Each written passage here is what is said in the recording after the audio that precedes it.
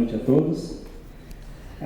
Pessoal, este evento, como a doutora Ana colocou, ele encerra, né, uma série de atividades realizadas pelo Fórum de Jaraguá do Sul, pela Fundação Cultural e outras entidades que visaram marcar, né, marcar também na história os 80 anos da história do judiciário na nossa cidade.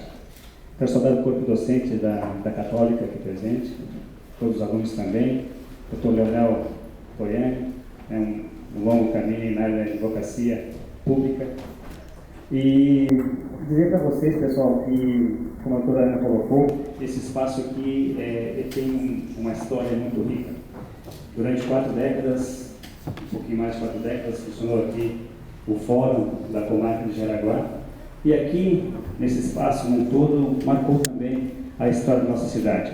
Então, a importância de revisitarmos essa história, né, num evento tão importante como o de hoje, porque independente do curso que estejamos fazendo, ou da profissão que a gente venha a escolher, a história jamais pode ser negligenciada ou deixada de lado.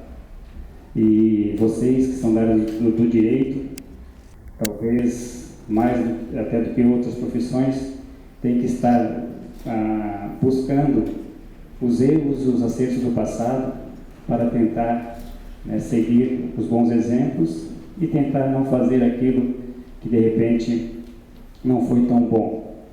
Então, sejam todos bem-vindos nesse espaço histórico. A Fundação Cultural, o Museu Emílio da Silva, fica muito contente, a doutora Ana, de recebê-los aqui. Não vou comentar muito sobre o caso para não influenciar os jurados, né, no contexto daquela época, mas que com certeza fechamos, podemos ver com chave de ouro, as comemorações dos 80 anos da Comarca de Jaraguá do Sul. Muito obrigado e um bom julgamento a todos.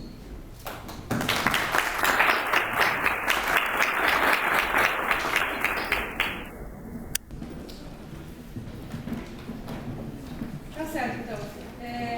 Sem me estender também um pouco antes do início dos trabalhos em si, só gostaria de esclarecer que nós vamos manter basicamente o procedimento da época e, obviamente, com redução de horários, redução de procedimentos, justamente pela própria inexistência, por exemplo, da acusada para fazer um interrogatório, ou nem havia testemunhas arroladas no caso, mas alguns detalhes ali vão ser pulados, digamos assim, nesse procedimento.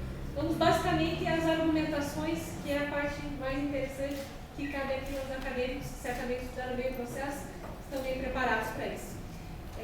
Eu só gostaria que os senhores procurassem, porque a plateia, além de ser plateia, também vai ser um corpo de jurados, aqui vários se inscreveram. Eu gostaria que os senhores se transportassem para aquela época. Nós estamos, então, em 1951.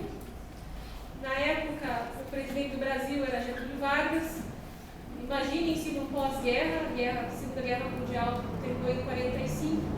Imaginem que Jaraguá era uma cidade bem reduzida em relação ao que ela é hoje. Eu achei muito interessante no processo, as testemunhas basicamente não era indicado o endereço delas. Eu não sei como o oficial de justiça encontrava, porque na época se encontrava qualquer um aqui dentro dessa cidade.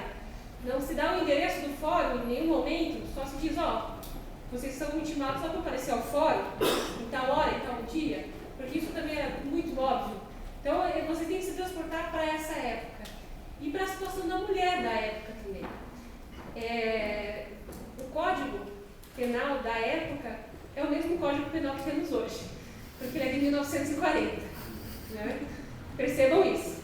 A parte geral foi toda reestruturada. E a parte especial, alguns delitos foram sendo aos poucos retirados.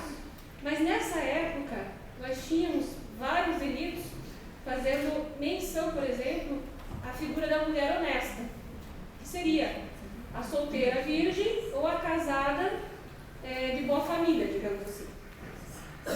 Então, nessa época havia crimes de rapto, sedução, posse sexual mediante fraude, tudo envolvendo essa situação. A situação familiar era uma situação diversa, a situação da comunidade era diversa.